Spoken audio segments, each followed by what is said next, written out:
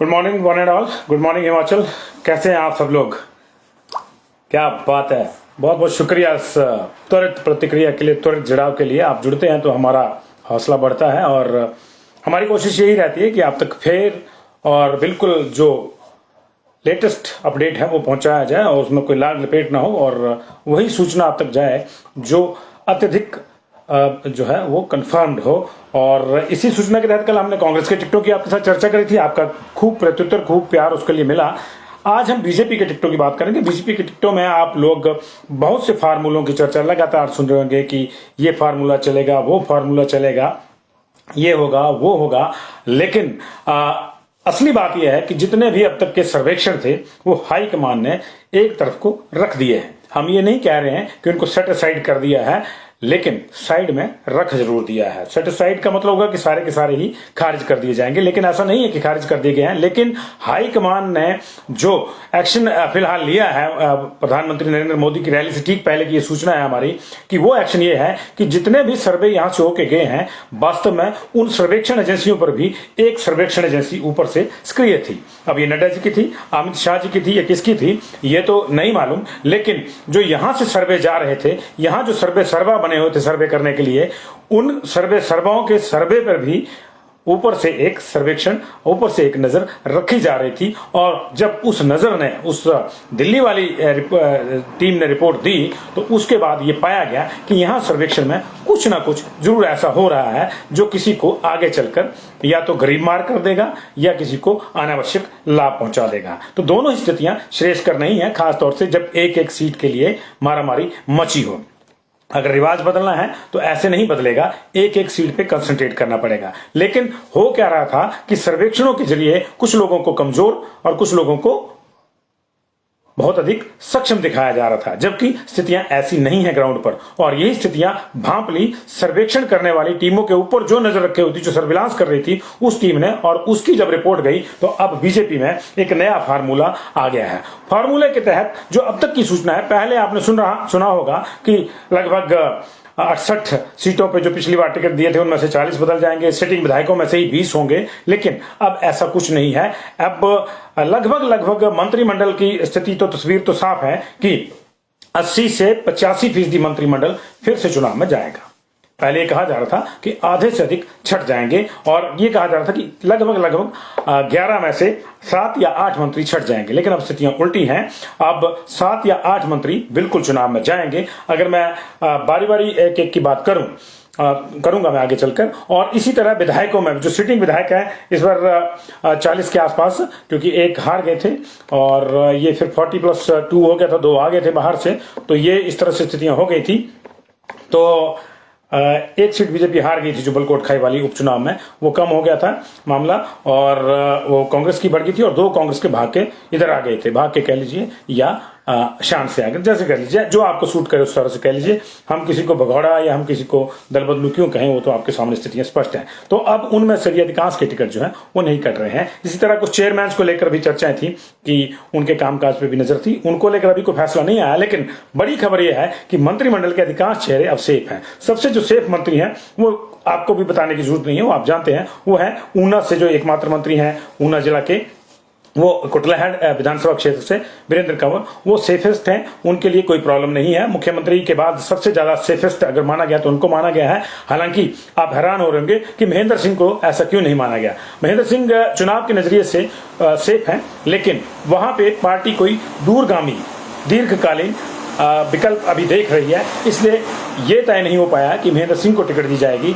या फिर उनकी टिकट जो है किसी और को दी जाएगी। किसी और का मतलब ये होता है कि उनके परिवार में दी जाएगी। लेकिन फिर ऐसी स्थितियों में परिवारवाद के नियम का क्या होगा वो भी देखना होगा। हालांकि लग रहा है कि ये नियम ज्यादा देर टिकेगा नहीं, क्योंकि फिर ये नियम आ जाएगा कि परिवार में एक को टिकट, जैसे कि संकेत आ भी गए हैं। क्योंकि चेतन को जिस तरह से आपने वापस लिया है उसका भी आपको कोई ना कोई हल ढूंढना पड़ेगा। तो फिलहाल महेंद्र सिंह को मान के चलिए कि वो लड़ेंगे या फिर जिससे वो चाहेंगे वो लड़ेगा। लेकिन अभी ये पार्टी को तय करना है कि उन्होंने जो एज बार रखा है वो उसका क्या करना है उन्होंने। क्योंकि अगर एक के लिए रिलैक्स होता है तो सबके लिए होता है, उनके लिए होगा तो सुरेश भारद्वाज के लिए भी रिलैक्स हो जाएगा। लेकिन अगर किसी के लिए रिलैक्स नहीं होता तो फिर सुरेश भारद्वाज का भी टिकट जो है वो उसमें भी इफ्स एंड बट्स रहेंगे। अभी हम ये नहीं कह रहे कि इन दोनों के टिकट कट रहे हैं, लेकिन अभी इन पर पार्टी में मंथन चल रहा है और ये तय है कि मंथन चल ही रहा है। शिमला की स्थितियां भी आपके सामने हैं। हालांकि महेंद्र सिंह की कंस्टिट्यूंसी की स्थितियां स्पष्ट हैं। दूर दूर तक उनके सामने कोई बहुत ज्यादा बड़ा विकल्प कांग्रेस की ओर से बहुत ज्यादा सक्षम कैंडिडेट अभी नहीं है। कांग्रेस क्या किसको कैंडिडेट उतारती है ये भी भविष्य के घर में है, लेकिन फिलहाल वो अकेले रेस में दौड़े हुए हैं, ये देखना होगा। ऐसी स्थिति में दूसरी चीजें भी हो जाती हैं। जब पार्टी को ही लग रहा है कि यह मैदान बिल्कुल खाली है, जीतना उसी को है जो हमारी तरफ से दौड़ रहा है, तो फिर वो चाहते हैं कि कोई नया घोड़ा जहां वहां दौड़ा दिया जाए ताकि वो अगले 20-25 साल 2-2.5 दशक तक दौड़े। पार्टी यही चाहती है हिमाचल प्रदेश में कि ये जो बारी बारी से सरकारें बदलती हैं ये सिस्टम ना हो, हम लगातार रहे। रिवाज बदलने का जो नारा है वो यहीं से आया है। तो उसके तहत जो है महेंद्र सिंह और सुरेश भारद्वाज वाली सीट पर जो है अभी मंथन चला हुआ है। लेकिन जो चौथी, पहला मैंने आपको वीरेंद्र कंवर का बता दिया, सरवीण चौधरी को लेकर काफी मंथन पार्टी के भीतर चला। वहां कुछ विकल्प भी हैं, लेकिन ले दे के लग रहा है कि समीकरण ऐसे हैं कि सरवीण चौधरी अभी वहां टिकट की रेस में आगे हैं और उन्हीं को एक तरह से टिकट दिया जाएगा और वो लड़ेंगे। वहां से जीते या नहीं जीतेंगी ये तो उनके मतदाता तय करेंगे, लेकिन विरोध के बावजूद सरवीण चौधरी टिकट ले जाएंगी ऐसा लगभग तय है। उधर लाहौल स्पीति जनजातीय क्षेत्र से जो एकमात्र मंत्री है अभी रामलाल मारकंडे, उनको लेकर भी पहले बड़ी चीजें आई थी। आपने देखा था कई स्कफल भी हुए थे दो गुटों के बीच में, लेकिन वहां भी तय ये हो गया है कि मारकंडे ही हैं जो लाहौल स्पीति में बीजेपी को जीत दिला सकते हैं। अभी दूसरा जो विकल्प है वो इतना सक्षम नहीं है, तो मारकंडे भी ओके हैं जी। इसी तरह कसौली में, सोलन जिला से कसौली में आरक्षित सीट से डॉक्टर सैजल जो है वो सेफ है। हालांकि बीच में ये इसकी चर्चा इसलिए आ रही है क्योंकि वहां पे एक फार्मूला ढूंढा जा रहा था कि कांग्रेस के जो कैंडिडेट हैं उनको बीजेपी ज्वाइन करा दी जाए और फिर उनको कसौली से लड़ा जाए। विनोद सुल्तानपुरी की मैं बात कर रहा हूं, और सैजल को जो है सोलन भेजा जाए। कुछ इस तरह के और फॉर्मूले भी चल रहे थे, उनकी मैं चर्चा करूंगा, लेकिन फिलहाल सैजल सेफ हैं। वो कसौली से लड़ेंगे या सोलन से, इसकी चर्चा मैं आगे करूंगा क्योंकि इस तरह के 2-3 समीकरण कहीं और जगह हैं। तो सैजल का भी टिकट लगभग पक्का है। राकेश पठानिया का टिकट भी ऑलमोस्ट कंफर्म है। ऑलमोस्ट मैं इसलिए कह रहा हूं कि जब सूची आएगी कंफर्मेशन तो तभी होगी, लेकिन पार्टी ने ये सारी चीजें सर्वे वगैरह करवा के सारे देख लिया है कि फिलहाल वही एकमात्र विकल्प है। और वहां पार्टी को यह भी है कि अगर किसी दूसरे को टिकट दिया जाता है, जैसे कि चर्चा हो रही है कि इस बार वहां से रणवीर निक्का जो बगावत का बिगुल बजाए हुए हैं, लगातार प्रचार में जा रहे हैं, तो फिर पठानिया अगर ये ऑप्शन ले लेते हैं कि उनको चुनाव लड़ना है तो भी स्थितियां दिलचस्प हो जाएंगी। और ऐसा ही ऑप्शन पठानिया ने तब भी लिया था जब मालविका पठानिया को पार्टी ने टिकट दिया था, तो राकेश पठानिया इंडिपेंडेंट जीत गए थे। तो उनके इन तमाम संभावनाओं को प्लस माना जा रहा है और ऐसी स्थिति में उनके लिए भी गो हेड है और उनके लिए भी all the decks are clear. Govind और गर्ग पर सबसे ज्यादा संशय है। गोविंद पर संशय, हाल ही की जो रैलियां जिनमें कहा जा रहा है कि थोड़ी फ्लॉप हो गई या उनमें कम, फ्लॉप नहीं भी कहा जाए तो उनमें कम नफरी थी कुल्लू जिला में, और फिर उपचुनाव का भी वो मामला जहां लीड दूसरे दल को आ गई, तो ये सारी चीजें जो है कुल्लू जिला की, इसका नजला गोविंद पे फिलहाल लटका हुआ है। हम ये नहीं कह रहे कि नजला गिर गया है, वो तो जब टिकट कट जाएगी तभी किसी को कहते नजला गिर गया, लेकिन गोविंद और गर्ग पर बहुत ज्यादा मंथन अभी पार्टी में चला हुआ है कि क्या करना क्या नहीं करना। गोविंद का फिलहाल विकल्प नहीं है मनाली में, ये मैं आपको बता दूं। तो जब विकल्प नहीं होता है तो फिर जो होता है वही सर्वश्रेष्ठ विकल्प होता है। तो ये चीजें देखी जा रही हैं कि जहां विकल्प देना है किसी का, वो विकल्प क्या जिसको हटाया जा रहा है उससे ज्यादा स्ट्रांग है, तभी उसको टिकट दिया जाएगा। और इसी चर्चा में जो है, इसीलिए मैंने कहा कि इसी फार्मूले के तहत अब मैक्सिमम मिनिस्टर जो सेफ है, लेकिन गोविंद और गर्ग पर लेकर बहुत ज्यादा मंथन है। गर्ग निश्चिंत होंगे टिकट को लेकर, लेकिन गर्ग को लेकर खुद हाईकमान जगत प्रकाश नड्डा भी चिंतित होंगे, क्योंकि उनकी जो रिपोर्ट्स हैं जो यहां से गई हैं उसके लिहाज से उनको भी कुछ देखना होगा। अब क्या नड्डा जी वहां अपने स्तर पर इस चीज की को सुनिश्चित कर लेंगे कि ठीक है गर्ग कोई कैंडिडेट नहीं है, वहां कैंडिडेट उनका एक पद ही है नड्डा जी का, तो अलग बात है। अदरवाइज गोविंद और गर्ग पर अभी मंथन है, चिंता में पार्टी जरूर है इन लोगों को लेकर, लेकिन इनकी टिकट कटेगी या नहीं कटेगी ये हमें अभी नहीं मालूम है। पार्टी में भी इस तरह को फैसला नहीं हुआ है, तो ये मामला है। सुखराम चौधरी सेफ है, और जब से आम आदमी पार्टी के टिकट डिक्लेयर हुए हैं तो वहां पर लड़ाई पड़ गई है। नौटी और अरविंदर नौटी और मुनीष ठाकुर, दो लोग वहां से थे। मुनीष ठाकुर ने बहुत पहले कांग्रेस छोड़ के वहां पे आम आदमी पार्टी ज्वाइन कर ली थी। वो बेसिकली रोहडू से हैं, पौंटा में रहते हैं। रोहडू आरक्षित है, तो निश्चित तौर पर उनको कोई घर देखना था पॉलिटिकल, तो उन्होंने पौंटा में देख रखा था। नॉट ही सिरमौर से ही हैं, नाहन पौंटा एक ही बात है, लेकिन दोनों एक ही पार्टी में थे और अच्छी जो काम, अच्छी जो जिम्मेदारियां थी आम आदमी पार्टी में दी गई थी। लेकिन अब जो समीकरण बने हैं उसके बाद सुखराम को थोड़ी और राहत होगी, सुखराम चौधरी को, और उसके बाद फिर ये हाटियों को जो जनजातीय दर्जा दे दिया गया है, उसके बाद से भी वो और भी सेफ है। उनकी कुछ पंचायतों में हाटी बाहुल्य भी मतदाता जो है वो हैं, तो वो भी सेफ है फिलहाल। तो ये फिलहाल ये सारी जो सिचुएशन ये थी। अब बात करते हैं उसकी, जो मैंने सहजल साहब के साथ जुड़ा था, तो 2-3 जगह पे इस तरह की चर्चा चल रही थी। एक ये माना जा रहा था कि कसौली में विनोद सुल्तानपुरी को लाया जाए, उनको टिकट दिया जाए और सहजल साहब को बोला जाए कि आप स्ट्रांग हैं और थोड़ा आप सोलन में बीजेपी वीक है, तो वहां पे जाके जीत दिलाइए। तो ये फार्मूला अभी सिरे चढ़ता है या नहीं चढ़ता है, ये देखना होगा। विनोद सुल्तानपुरी आते हैं या नहीं आते हैं, ये भी देखना होगा, क्योंकि अगर उनको कांग्रेस में टिकट मिल जाएगी तो वो क्यों यहाँ आएंगे, क्योंकि पिछला मार्जिन उनका बहुत कम था हारने का। 2 बार वो हारे हैं और दोनों बार मार्जिन कम था। तो ये इस चीज पे देखना होगा। उधर विक्रम ठाकुर को लेकर भी लगातार पार्टी में मंथन बना हुआ है। एक तो वहां पे संजय पराशर, जो कि विचार परिवार एक ही है उनका, वो अपना परचम वहाँ पे लगातार उठाए हुए अपना झंडा, और लगातार वो पैरेलल एक तो उन्होंने माहौल बना के रखा है। तो वहाँ पे मामला ऐसा लग रहा है पार्टी को कि विक्रम ठाकुर का फंस सकता है। तो कई उसमें मंथन है। एक ये भी है कि विक्रम ठाकुर जो है उनका टिकट कट जाए, एक ये चर्चा भी है। दूसरी है कि उनको देहरा भेज दिया जाए। हालांकि देहरा में होशियार सिंह का मामला ऑलमोस्ट क्लोज हो गया है, लेकिन उसमें कुछ और चीजें भी देखनी होगी। क्या विक्रम ठाकुर को देहरा भेज के पार्टी को फायदा होता है, या फिर पार्टी की 2 सीटें और खराब हो जाती हैं? क्योंकि ज्वालामुखी में अगर रविंद्र रवि को लाना है तो देहरा को लिए फिर निश्चित तौर पे धौला मुखर रहेंगे। वो आजकल आउटस्पोकन है, बहुत तीखी बातें और सीधी बातें कर रहे हैं। तो अगर उनको देहरा में एडजस्ट नहीं किया जाता तो फिर ज्वालामुखी में वो बिगल बजाएंगे बगावत का, तो फिर वहां पे 2 लोग पार्टी के हो जाए तो वो सीट पार्टी की खराब होगी। और अगर उनको धौला जी को वहीं रखा जाता है, ज्वाला जी में विक्रम को लाया जाता देहरा में, तो फिर सवाल ये आता है कि जिनको देहरा से लड़ाया था पिछली बार रविंद्र रवि को, उनका क्या होगा? वो भी कह चुके कि उनको भी चुनाव लड़ना, उनकी आंख सुलह पे। अगर वो सुलह जाते हैं तो विपिन परमार के लिए दिक्कत हो जाती।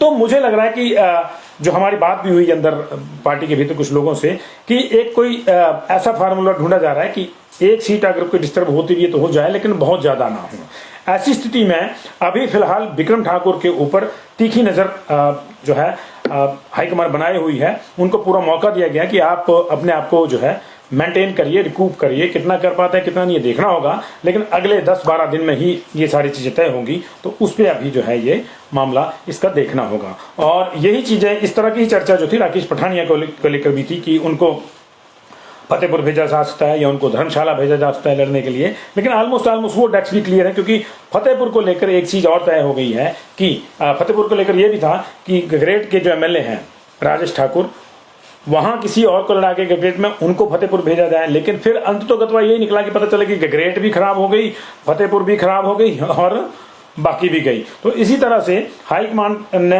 यह भी तय किया है ऑलमोस्ट, क्योंकि पहला जो संदेश आया यही आया है कि जिन मंत्रियों ने अपने हलकों में जो काम किए हैं वो उनके दम पे वोट मांगे। भाई आपको मंत्री बनाया था, आपको कमजोर क्यों चल रहे हैं, उनको बार बार कहा गया। तो अभी मुझे लगता है कि टिकट डिसाइड होने से पहले कि जो ये 10-15 दिन है, वो जो कुछ टेंटर हुक्स पे चल रहे हैं, बॉर्डर लाइन पे मंत्री बैठे हुए हैं, चाहे वो गोविंद है, चाहे गर्ग हैं, चाहे वो कोई और हैं, उनको जो है या विक्रम है, खासतौर से 3 मंत्रियों को लेकर चिंता है। बाकियों को लेकर ऑलमोस्ट गो अहेड है। सरवीन का मैंने कहा कि समीकरण ऐसे बन जाते हैं, ये भी देखा जा रहा है कि विपक्ष के समीकरण क्या होंगे। तो उस लिहाज से सारे बाकी ठीक है। और सरवीन क्योंकि बोमन कोटे की भी सीटें आएंगी, तो इसमें भी बीजेपी ज्यादा मंथन कर रही है। बोमन कोटे में फिलहाल अभी रीटा धीमान है, कमलेश है और सरवीन है। कोई बड़ा फेरबदल नहीं हुआ, खासतौर से हमीरपुर में कोई दबाव नहीं पड़ा किसी एक वर्ग विशेष से, जो पार्टी का वर्ग विशेष है। मैं समुदाय के वर्ग विशेष की बात नहीं कर रहा, पार्टी के सेक्शन विशेष से। तो कमलेश की टिकट भी ऑलमोस्ट कोई हिलती नहीं है, लेकिन अगर हिलेगी तो फिर कहीं और देना पड़ेगा। अब ये बड़सर में ही उसको एडजस्ट कर देंगे, बड़सर में सीट जो है लेडी कर देंगे, या फिर महेंद्र सिंह वाली सीट भी लेडी सीट हो जाएगी, उनकी बेटी को टिकट मिलेगी। ये भी एक मंथन है। कई मंथन जो है वो चले हुए हैं। लेकिन इस बार बीजेपी को कम से कम 10 महिलाएं ऐसी जरूर लिस्ट में रखनी है। बीजेपी की ये सोच है कि जो टीम जिनको टिकट देना है, ताकि समग्र जो प्रतिनिधित्व है समग्र रूप से समाज के सभी वर्गों को वो मिल सके। तो ये इस जगह कर गया। एक अर्की पे भी मंथन चल रहा है कि अर्की हम लगातार हार रहे हैं, तो क्यों ना वहाँ पे भी महिला का कोई जो प्रयोग जो है इस तरह से कर ली जाए। अर्की, बड़सर, मंडी में एक सीट मैंने कहा कि ये धर्मपुर हो सकती है, क्योंकि वोटर के लिहाज से वहाँ पे महेंद्र सिंह वाली सीट पे जो है ज़्यादा ये मामला इस तरह से है। हालांकि कुल्लू में भी महिला सीट का मामला जो है आजकल चर्चा में है, खासतौर से शौरी के पैरेलल जो रैली हुई है वहाँ पे विभा सिंह की, या आप कह लेंगे महेश्वर सिंह के बेटे और बहू की, उस रैली के बाद भी हाईकमान थोड़ा नज़रें तो खुली हैं, क्योंकि एक सीट इंपॉर्टेंट है आपकी। कम से कम बीजेपी को इस चीज़ पे तो जोर लगाना ही होगा कि जो उनके सीटिंग है वो सीटें वो ना खोए, उसमें कुछ बदलाव कर दें। लेकिन अब लग रहा है ये कि बहुत ज़्यादा विधायकों के टिकट भी नहीं बदलेंगे और बहुत ज़्यादा मंत्रियों के टिकट भी नहीं बदलेंगे, लेकिन बदलेंगे वहीं पे जहाँ पे कोई सशक्त विकल्प होगा। लेकिन अगर सशक्त विकल्प नहीं होगा तो फिर कोई ज़्यादा पंगा कोई लेगा नहीं। मतलब ये क्योंकि प्रयोग वाली स्थिति तो है नहीं, लहर आपकी बहुत ज़्यादा है, ऐसी भी कोई स्थिति नहीं है।